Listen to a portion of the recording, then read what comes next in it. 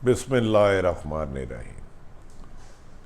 मैं हूं आरिफ हमीद भट्टी आम शहरी और आप देख रहे हैं यूट्यूब चैनल। अगर पसंद आए सब्सक्राइब करें और लाइक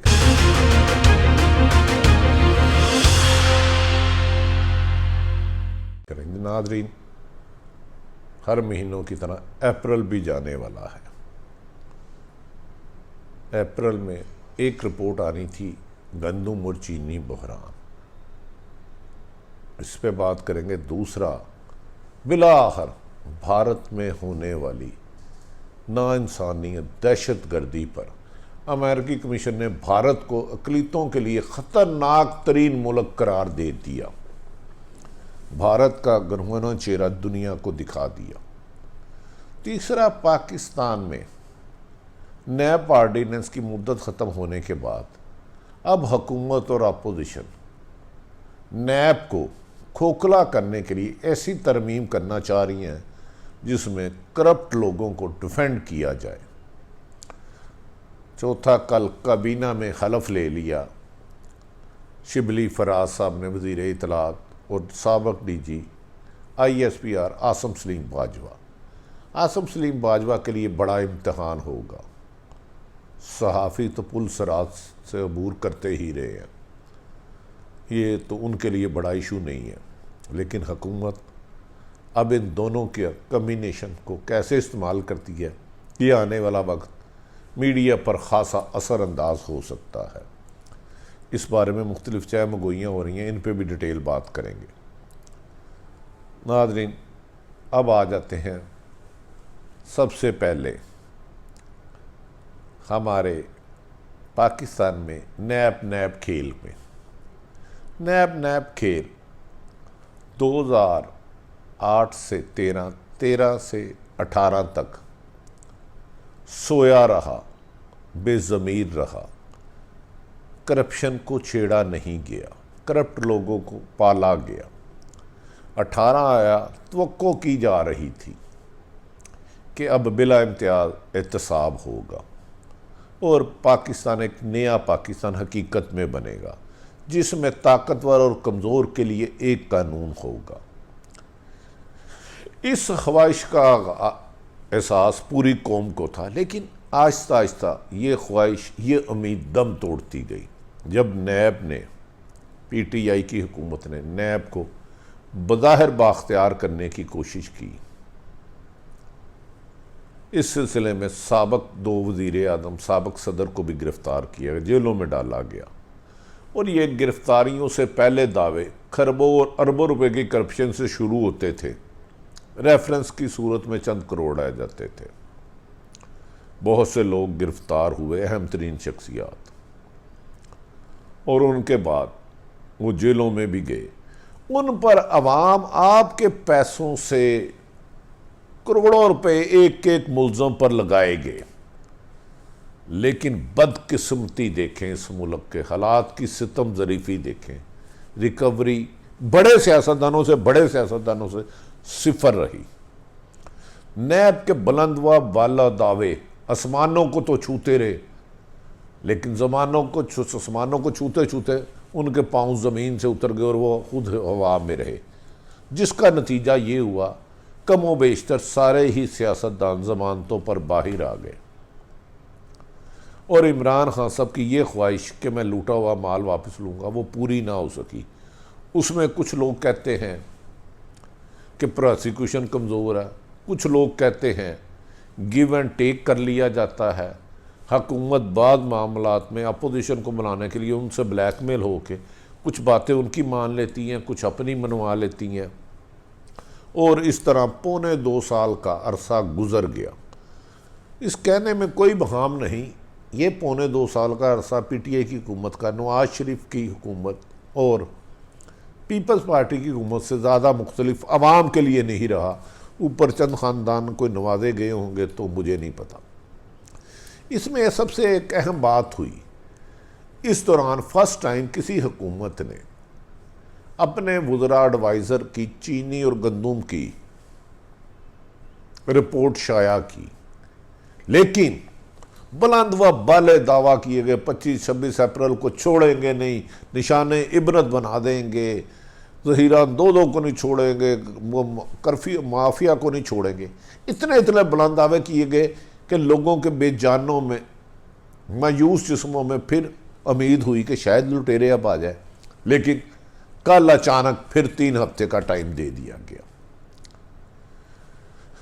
पावर सेक्टर को हाथ डाला गया, वो भी बेसूद अभी तक। न जाने क्यों हम बातों में, अच्छी गुफ्तगू में, तकरीरों में लोगों को उम्मीद देते हैं और अमल में उन्हें मायूसी के आलम में कब्रिस्तान फेंक देते हैं कि जाओ कुछ ठीक नहीं होना।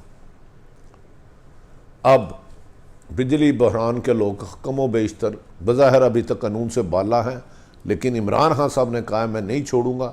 हम फिर भी इंतज़ार की उम्मीद जलाए रखे हैं। उसके बाद गंदम बहरान के जिम्मेदार को पंजाब में बचाने के लिए हर मुमकिन कोशिश की जा रही है। आटा आ गया। अब नैब ऑर्डिनेंस में तरमीम। आज सुबह एक खबर शाया हुई जिसे कमो बेशतर तमाम टीवियों ने कहा कि 5 साल पुराना नहीं होगा, 1 अरब से ज़्यादा केस वालों को नैब नहीं बुलाएगा। यानी कि पाकिस्तान में 99 करोड़ रुपए की चोरी, फ्रॉड, लूट मार करने वाला मासूम है, इनोसेंट है। अगर आपके इदारों में एंटी करप्शन और FIA में इतनी सख्त होती तो आज ये स्टेज ना आती। आप फिर चोरों को चौकीदार बनाने की एक साजिश कर रहे हैं, बजाय इसके कि नैब में गैर जानिबदार कॉम्पिटेंट मेहनती अफसर लगाते जो क्रॉस दी बोर्ड एहतसाब करते। आप फिर लुटेरों के हाथ चोरों को चौकीदार बनाने की कोशिश कर रहे हैं। गो के इस पे हुकूमत ने लातलकी का इजहार कर दिया है, लेकिन इनमें कुछ ऐसी शराइत नए आर्डीनेंस में सामने आई हैं जो कमो बेशतर हुकूमत और अपोजिशन के लोग ऑफ दी रिकॉर्ड गुफ्तगू में करते थे। अब देखना यह है कि यह नया आर्डीनेंस करप्शन के लिए शेल्टर बनता है या करप्शन के खिलाफ कार्रवाई का आगाज। कोई भी बात ख़त्मी नहीं की जा सकती। दर हकीकत माजी और मौजूदा हुक्मरानों ने गिरगट की तरह इतने रंग बदले कि हम समझ ही नहीं आए कि ये जो आज कह रहे हैं ठीक आधे घंटे बाद इस पर कायम रहेंगे कि नहीं। इस आर्डीनेंस से तलकी का इजहार किया गया, लेकिन इसमें जो कुछ भी अभी तक सामने आया ऐसा नहीं लग रहा कि करप्शन में कमी हो सके, क्योंकि जब भी एहतसाब बना वो मुखालफिन को कुचलने के लिए नहीं बना, कभी करप्शन के खात्मे के लिए नहीं बना। काश पाकिस्तान में एहतसाब करप्शन के खिलाफ हो, जुल्म ज़्यादती नाइंसाफ़ी के खिलाफ हो, लेकिन सिलेक्टेड इंसाफ नफरत को जन्म देता है तो वो देता ही रहेगा। नाज़रीन, अमेरिकन कमीशन ने भारत को अक़लियतों के लिए ख़तरनाक मुल्क करार दे दिया। पूरी दुनिया के साथ मोदी का दहशत गर्दाना चेहरा नुमाया हो गया कि भारत में बसने वाले मुसलमान समेत तमाम अक़लियती भारत की दहशत गर्दी, जुल्म, सितफ, नाइंसाफ़ी, इंसान सोजी का सलूक का सामना कर रहे हैं। अब यकीनन दुनिया में भारत जो अपने आप को इंसानियत का अलमदार कहता था उसे दस्तबरदार होगा, और दुनिया समझ गई है कि इस वक्त भारत में इंसानियत की तज़लील दुनिया भर में सबसे ज़्यादा की जा रही है। अगर मोदी यही करता रहा तो 2-3 साल बाद मोदी भारत के लिए तबाही का बायस बन जाएगा। और इसको अब ना पाकिस्तान नहीं, अब दुनिया कह रही है, और ख़ुद भारत के आइनी माहिरीन, दफाई तजिया निगार, सियासी लोग भी मोदी की पॉलिसियों को मुखालफत कर रहे हैं। अब आ जाते हैं आसम शिबली फराज साहब को वज़ीर इत्तलात बना दिया गया और अचानक फरदौस आशिक अवान को तब्दील कर दिया गया। फरदौस आशिक अवान की तब्दीली की बहुत सारी मरहुकात हैं, असल हक़ाइक़ मैं आपको बता नहीं सकता। कभी हुक्मरानों से मिलें तो उनसे पूछें जिस ठेके पे इल्ज़ाम लगा रहे हैं वो ठेके मिले किसको थे।